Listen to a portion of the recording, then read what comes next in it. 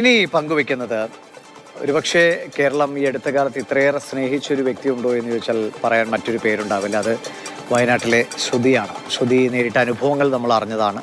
പക്ഷെ അതിനെയൊക്കെ മറികടന്ന് ശ്രുതി വളരെ ചിരിച്ചുകൊണ്ട് ആത്മവിശ്വാസത്തോടെ ജീവിതത്തെ തിരികെ പിടിക്കാനുള്ള ഒരു ശ്രമത്തിലാണ്. ശ്രുതി എന്ത് പറയുന്നു എന്ന് കേൾക്കാമാണ്.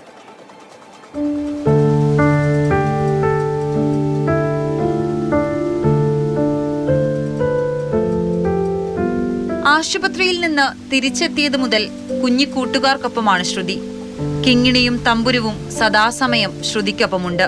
വാഹനാപകടത്തിൽ കാലിനു പരിക്കേറ്റ് ചികിത്സയിലായിരുന്ന ശ്രുതി കഴിഞ്ഞ ദിവസമാണ് കൽപ്പറ്റയിലെ വാടക വീട്ടിലേക്ക് തിരികെ എത്തിയത്. അച്ഛന്റെയും അമ്മയുടെയും സഹോദരങ്ങളുടെ മക്കളും പേരക്കുട്ടികളുമാണ് ആശ്വാസമായി ശ്രുതിക്കൊപ്പമുള്ളത്. മുണ്ടക്കൈ ദുരന്തത്തിൽ അച്ഛനും അമ്മയും സഹോദരിയും ഉൾപ്പെടെ 9 ബന്ധുക്കളാണ് ശ്രുതിക്ക് നഷ്ടമായത്. പ്രതിശ്രുതവരൻ ജെൻസനെ കൂടി നഷ്ടമായതോടെയാണ് ശ്രുതി തനിച്ചായത്.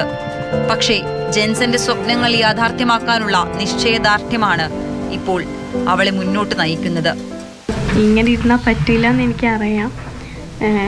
എന്തായാലും നന്നായിട്ട് തന്നെ പോകണമെന്നുണ്ട്. ഇച്ചാൻ ആഗ്രഹിക്കുന്ന പോലെ തന്നെ പോകാൻ ആഗ്രഹിക്കുന്നുണ്ട്. എൻ്റെ ഇച്ചായൻ്റെ കമ്പനി ഉണ്ട്, ജെറ്റ് സർവീസ് എന്ന് പറഞ്ഞിട്ട്. അത് മുന്നോട്ട് കൊണ്ടുപോകാൻ ആഗ്രഹിക്കുന്നുണ്ട്. പിന്നെ ജോലി വേറെ നോക്കണം. സർക്കാരിന്റെ ജോലി വാഗ്ദാനവും ഉണ്ടല്ലോ എന്ന ആശ്വാസത്തിലാണ് അവൾ. ജെൻസന്റെ മാതാപിതാക്കൾ ശ്രുതിയെ കഴിഞ്ഞ ദിവസവും സന്ദർശിച്ചിരുന്നു. 3 ആഴ്ച കൂടി വിശ്രമം വേണമെന്നാണ് ഡോക്ടർമാർ പറയുന്നത്. അതുകഴിഞ്ഞാൽ നടന്നു തുടങ്ങാം. മാതൃഭൂമി ന്യൂസ്, വയനാട്. വിജയേട്ടൻ നമുക്കൊപ്പം ഉണ്ട്. വിജയേട്ടൻ, ഇന്ന് നമ്മൾ വൈകിട്ട് ശ്രുതിയുമായി ഒരു 10-20 മിനിറ്റെങ്കിലും തത്സമയം സംസാരിച്ചതാണ്. ഇതിലേറ്റവും വലിയൊരു ആശ്വാസമോ അല്ലെങ്കിൽ നമുക്കൊരു അല്പം സന്തോഷമൊക്കെ തോന്നുന്ന ശ്രുതി വളരെ ചിരിക്കുന്ന അല്ലെങ്കിൽ മുഖത്തൊരു പ്രതീക്ഷയുടെ കിരണങ്ങൾ തീർച്ചയായും ശ്രുതിയുടെ മുഖത്ത് കാണാൻ കഴിയുന്നു എന്നത് തന്നെയാണ്. കാരണം ദുരന്തങ്ങൾ, സങ്കടങ്ങളൊക്കെ എല്ലാ മനുഷ്യരുടെയും പല രീതിയിൽ പല അളവിലുണ്ടാകാം. പക്ഷെ അതിനൊക്കെ മറന്ന് അല്ലെങ്കിൽ അതിനെയൊക്കെ മാറ്റി നിർത്തിക്കൊണ്ട് മുന്നോട്ട് പോകാനുള്ള ഒരു കരുത്ത് ഉണ്ടാവുക എന്നതാണ് പ്രധാനം. അത് ശ്രുതിക്ക് കഴിയുന്നു എന്നത് വലിയ കാര്യമാണ്. ശ്രുതിയൊക്കെ എങ്ങനെ ആത്മവിശ്വാസത്തോടെ വരട്ടെ അല്ലേ ഇനിയും മുന്നോട്ട്?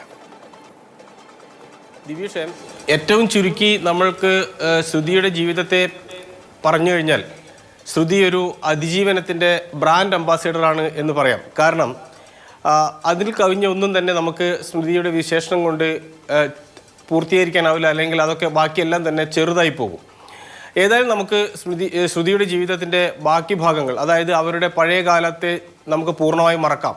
അത് ഒരു ചരിത്രമായി അവിടെ നിന്നോട്ടെ. അത്തരം വേദനിപ്പിക്കുന്ന ഓർമ്മകളിലേക്ക് ഇനി ഒരാൾ പോലും ശ്രുതിയോട് ചോദ്യങ്ങൾ ചോദിക്കരുത്, ശ്രുതിയെ ഓർമ്മിപ്പിക്കരുത്, അത്തരത്തിലുള്ളൊരു വഴിയിലേക്ക് അവരെ തിരിച്ച് സഞ്ചരിപ്പിക്കരുത് എന്നൊരു അഭ്യർത്ഥനയാണ് ഈ സ്ഥലത്ത് നിൽക്കുമ്പോൾ എനിക്ക് പറയാനുള്ളത്. കാരണം ആ കാലം മായ്ച്ചു കളഞ്ഞിരിക്കുന്നു, ആ കാലം നമ്മൾ ഡിലീറ്റ് ചെയ്തിരിക്കുന്നു. അങ്ങനെ ഒരു പുതിയൊരു ലോകത്തേക്ക് അവർ നടന്നു വരുമ്പോൾ നമുക്ക് അവരോട് അങ്ങേയറ്റത്തെ ബഹുമാനമാണ്.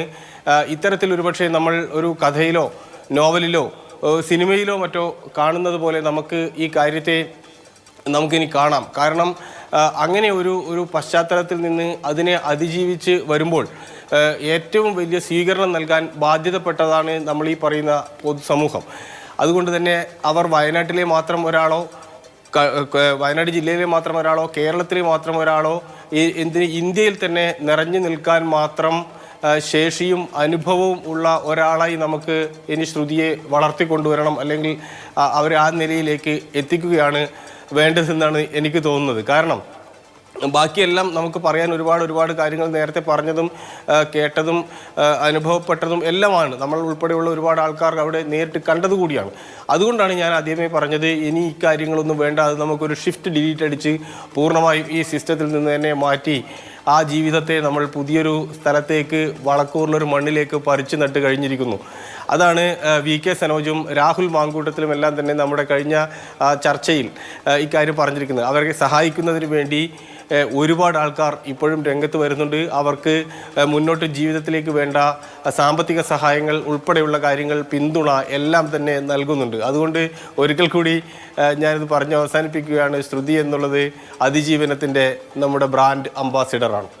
തീർച്ചയായും അങ്ങനെ തന്നെയാണ് ഞാൻ പറയണമെന്ന് വിചാരിച്ചല്ല, ഒരു വ്യക്തിപരമായ ഒരു കാര്യം കൂടിയാണ് ഈ ഒരു സമയത്ത് പറയാൻ. കാരണം വൈകിട്ട് 4:30 മുതലാണ് നമ്മളൊരു 10-20 മിനിറ്റ് ശ്രുതിയോട് സംസാരിച്ചത്. അതിന് ശേഷം അത് സ്വാഭാവികമായിട്ടും നമ്മുടെ ഫേസ്ബുക്ക് പേജിലൊക്കെ അതിൻ്റെ വീഡിയോ ഷെയർ ചെയ്യപ്പെട്ടിട്ടുണ്ട്. പക്ഷെ അതിൽ താഴെയെങ്കിലും കുറച്ച് പേർ പറയുന്നത് നിങ്ങൾ വീണ്ടും ഇവരെയൊക്കെ ഉപയോഗപ്പെടുത്തിക്കോളൂ, നിങ്ങൾ വീണ്ടും ഇവരുടെ കണ്ണീര് വിറ്റോളൂ എന്നാണ്. പക്ഷേ ദയവായി അത് മുഴുവൻ കണ്ട ശേഷം മാത്രം ആ കമൻ്റ് ഇട്ടിരുന്നെങ്കിൽ നമ്മൾ അംഗീകരിച്ചേനെ, കണ്ടിട്ടെങ്കിലുമാണല്ലോ പറയുന്നത്. പക്ഷേ ഒരിക്കൽ പോലും ശ്രുതിയുടെ പഴയ ജീവിതത്തിൻ്റെ നൊമ്പരങ്ങളിലേക്ക് അവരെ കൂട്ടിക്കൊണ്ടു പോവുകയോ അവരുടെ കണ്ണീര് കാണാൻ വീണ്ടും ശ്രമിക്കുകയോ ഒന്നും ആ സംഭാഷണത്തിൽ ഉടനീളം ചെയ്തിട്ടില്ല. അവരെ ആത്മവിശ്വാസത്തിൻ്റെ അതിജീവനത്തിൻ്റെ മാതൃകയായി, അല്ലെങ്കിൽ ചിരിക്കുന്ന ശ്രുതിയുടെ മുഖം കാണുമ്പോൾ നമ്മളൊരു സാധാരണ മനുഷ്യനെന്ന നിലയിൽ നമ്മുടെ ഹൃദയത്തിലുണ്ടാകുന്ന ഒരു ആശ്വാസം അത് പങ്കുവയ്ക്കാൻ വേണ്ടി മാത്രമാണ് ആ സംഭാഷണത്തിലുടനീളം ശ്രമിച്ചിട്ടുള്ളത്. അപ്പോൾ നമ്മൾ മാധ്യമപ്രവർത്തനത്തിനും എത്തിക്സിൻ്റെതായ ഒരു വരയുണ്ട്. ആ വര പൂർണ്ണമായിട്ടും മാച്ചു കളഞ്ഞിട്ടല്ല ഇന്ന് ഇതുവരെയും ഈ ജോലി ചെയ്തിട്ടുള്ളത്. ഇനി അങ്ങോട്ടും അങ്ങനെ തന്നെയാണ്.